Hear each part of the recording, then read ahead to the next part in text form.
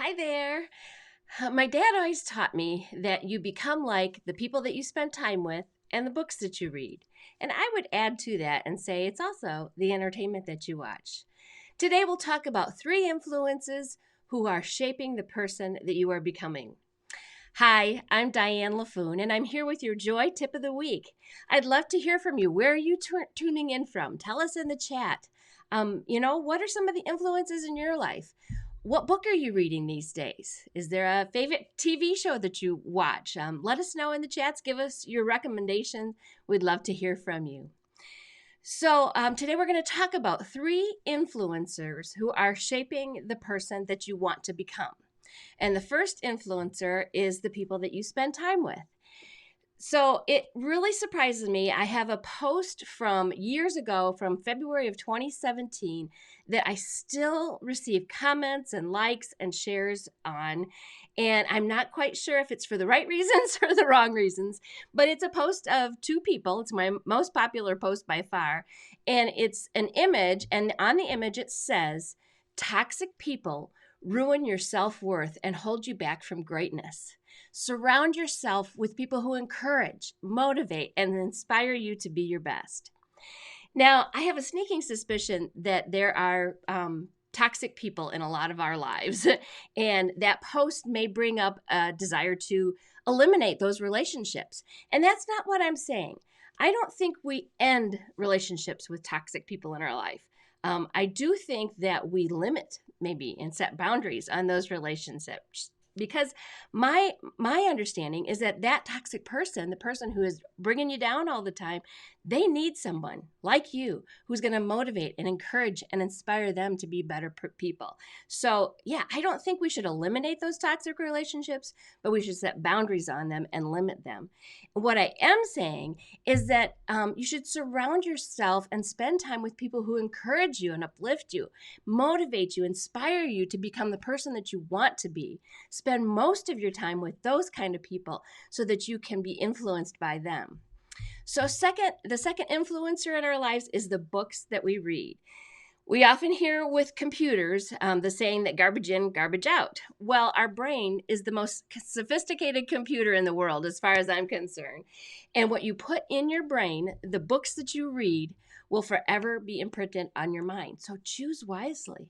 Now, I'll be honest, my reading habits kind of ebb and flow. In the summertime, when I can go outside and sit and enjoy, being outdoors and reading a book, I read a lot more than I do in the wintertime when I'm holed up in the house because it's cold and snowy outside. But I do love to read, especially in the summertime, and I do try and continually be reading something. So, how do you know what books to read?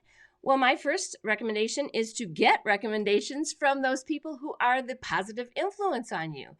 It's a great place to start. Ask them what books they read and make them the people that they are, so that you can glean from somebody's experience and know that yeah, these are good books to read. And I'd be happy to share a few recommendations with you if you're interested. Just let me know. I'd be glad to share some recommendations of some books that I really enjoy. So thirdly, we've talked about the people that surround you. They're an influence on who you are and who you're becoming. Secondly is the books that you read. And then I've added to my dad's statement that thirdly, the entertainment you watch also is an influencer on the person that you want to become. So have you ever noticed that when you watch a podcast regularly or binge on your favorite TV show, certain habits and traits of the characters kind of begin to come out in your own personality? Their jokes become your jokes. Their vernacular or the words that they use become a part of your everyday language. Sometimes the way they carry themselves or the way they interact with other people, the way they sit or walk or smile, that can have an influence on the person that you're becoming. So I got to tell you, I'm not saying that if you watch Yellowstone, you're going to start being a cowboy, or if you like to watch The Crown, that you're going to want to be treated like royalty all of a sudden. But when you watch those shows, it's like you're spending time with those people, and it will have an influence on you. So again, I really recommend you choose very wisely. Now, I want you to know none of us have arrived. We are all continually growing and changing. And in fact, I am currently reading a book by Bob Goff, and the title is Dream Big. And one of the first things he says early on in the book is that we're supposed to change constantly into kinder, humbler, more faithful versions of our old selves. And so we are changing constantly, whether you like it or not. That's just what life is. And because of this, I'm suggesting that you be mindful of those things that are influencing the person that you are becoming. Do the people that you spend time with uplift you, encourage you, and make you a better person? What about the books that you read? What about the programs that you watch? Do they push you toward becoming that better person that you want to be? It's definitely something to think about. So this brings me to my big announcement that I promised last week I would have today. And that is that just 1 week from tomorrow, on Wednesday, February 17th, I would like to invite you to spend time with me and 7 very special people. I have gathered these people for what is called the Awaken Your Heart Summit. And Wednesday, February 17th, from 10 a.m. to 2 p.m., we will be going live and talking about what influences us, basically. What factors do we find that de-stress us in these different areas of the expertise? You'll see in a minute, I'll tell you about who's coming. In order to choose joy daily, because that's my thing, is to choose joy each day. So the event is 100% free, and it features some great speakers, including naturopath, Kelly Cullen is her name, a business coach, Kim Walsh-Phillips, Joy to the World family coach, Robin Shear, the founders of Celebrate Your Marriage, Jay and Laura LaFoon, transformation coach, Brianna Horlings, blogger that's known for A Diary of a UPS Wife, Katie Justice, and the founder of The Reclaimed Leader, Pastor Jason Tucker.